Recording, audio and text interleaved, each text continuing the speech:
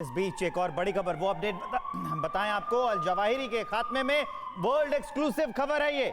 Al Zawahiri के मारे जाने के पीछे पाकिस्तान का लिंक।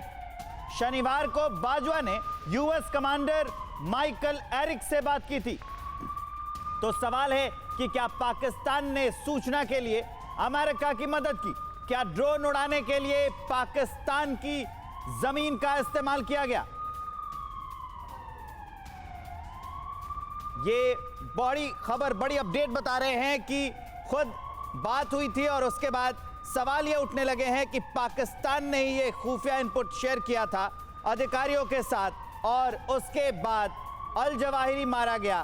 तो क्या पाकिस्तान ने अल जवाहिरी के खात्मे की डील की थी अमेरिका से? अब सवाल वो उठने लगे। तो क्या कंगाल पाकिस्तान ने जवाहिरी के साथ की डील और जिस तरीके से इस पूरी ड्रोन स्ट्राइक को अंजाम दिया गया है, बस एक कॉल कर सकती है आपको कंगाल। खाली हो सकता है बैंक खाता। कैसे? देखिए मेरे साथ, जागते रहो सिर्फ मनी 9 पर। अभी डाउनलोड करें। इन्फॉर्मेशन न सिर्फ हम अमेरिका से बल्कि हमारे तमाम एक्सपर्ट्स के साथ खंगालने की ये कोशिश कर रहे हैं कि आखिर क्यों बार बार इस ड्रोन स्ट्राइक के बीच पाकिस्तान का नाम सामने आ रहा है। हालांकि अभी तक बात की गई एक्सपर्ट्स के साथ हक्कानी नेटवर्क और अलकायदा के रिश्तों को लेकर भी बड़े हाईलाइट्स किए गए हैं, लेकिन इस बीच जो इन्फॉर्मेशन हमने आपको दी, उस फोन कॉल और उस बातचीत की डिटेल हमने आपको दी, उसके जरिए अब ये भी जान लीजिए कि क्या कंगाल पाकिस्तान ने जवाहिरी के साथ की है कोई डील। इन्फॉर्मेशन वॉल पर आपके सामने अब डिटेल, क्योंकि यहां खबर है कि पाकिस्तान को अल जवाहिरी की लोकेशन पता थी, यानी पाकिस्तान इस बारे में वाकिफ था। आईएसआई चीफ ने बीते दिनों अमेरिका का दौरा भी किया था। अब जनरल बाजवा ने अमेरिका से आर्थिक मदद की भी मांग की थी। जो हालात पाकिस्तान के, जाहिर सी बात है पाकिस्तान को दुनिया भर के सामने हाथ तो फैलाने पड़ते ही है। जनरल बाजवा ने अमेरिका से आर्थिक मदद की मांग की थी, यह भी खबर सामने आ रही है। और इस बीच बाजवा ने अमेरिका से IMF फंड दिलवाने के लिए भी कहा था और इस फंड को लेकर ही ये खबर हमारे पास है कि क्या यहां पर कोई डील की गई है और बहुत जल्द IMF पाकिस्तान को कर्ज भी देने वाला था। अब कर्ज में डूबे पाकिस्तान के पास कोई चारा तो है नहीं, दुनिया के सामने हाथ फैला रहा है। और इस बीच ये खबर किस तरीके से अब सवाल खड़े कर रही है तिवारी सर, अभी तक के ये जो हालात बने हुए थे, मुझे लग रहा था मैं आपसे इस बारे में सवाल करूं कि किस तरीके से हक्कानी नेटवर्क और अलकायदा के बीच में साठगांठ बढ़ते हुए नेक्सस बढ़ता जा रहा है, लेकिन यहां तो कुछ नया ही सामने आ रहा है। यहां तो ये पता लग रहा है कि एक बड़ी डील की गई। देखिए, इस बात से मैं सहमत हूँ कि इस अटैक में इवन अफगानी तालिबान का भी रोल होगा। ये कहना बिल्कुल ही, इसको नकारना बहुत ही मुश्किल है कि उनके इसके बारे में कुछ पता ही नहीं थी।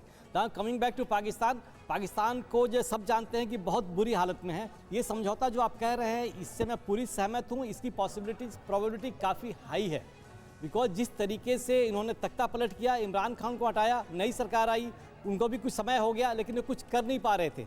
बिना कर्ज, बिना IMF से लोन से लिए आगे बढ़ नहीं पा रहे थे और वहाँ हर चीज़ महंगा होता जा रहा है। ठीक है सर, इंपॉर्टेंट बात तिवारी जी आप कह रहे हैं। यश मोर साहब हमारे साथ बहुत देर से मौजूद हैं और इस डिस्कशन को बड़े ध्यान से सुन रहे हैं।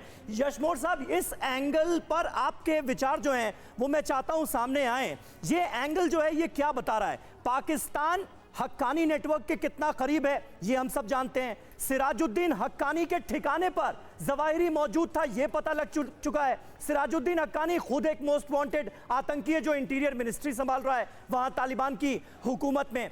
तो कहीं जानबूझकर ये ट्रैप तो नहीं किया गया है? पहले डील हुई, उसके बाद जवाहिरी को ट्रैप किया गया, उसकी इंफॉर्मेशन दी गई और अमेरिका ने कर दिया अटैक।